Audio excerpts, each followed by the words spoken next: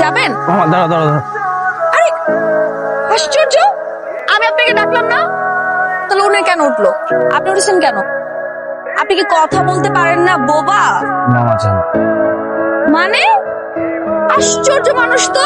Introvert মানুষগুলো এমনই হয়, অপরিচিত মানুষদের সাথে ঠিকঠাক ভাবে গুছিয়ে কথা বলাটা তাদের জন্য খুব কঠিন। মামা একটা ভুল করে ফেলছি, ওয়ালেটটা বাসায় রেখে চলে আসছি। আপনার নাম্বারটা আমাকে দেন, আমি রাতে আপনাকে টাকাটা দিয়ে আসবো।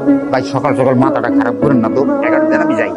আমার কাছে কোনো টাকা নাই। আমি আরে ভাই ভাড়া দিয়ে দেন না, শেষরামি করতেছেন কি লেগে? দেখেন না তেরামি করে আপনার তো আইতেই দিল না, অন্তর ভাড়া নাই। ওয়ালেটটা বাসায় রেখে চলে এসেছি, আমি টাকাটা।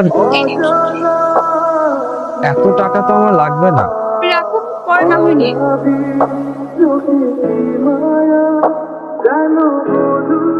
হ্যালো, আপনি বোধহয় আমাকে চিনতে পারেননি, রাইট? আপনাকে আমি কত খুঁজেছি। কেকের মধ্যে ক্যান্ডেল জ্বালিয়ে বসে আছেন।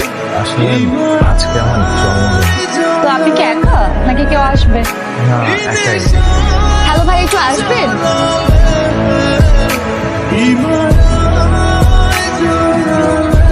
জমে থাকা মেঘগুলো বৃষ্টি হয়ে ভিজে। এই যে চলে আসছি, রাখেন।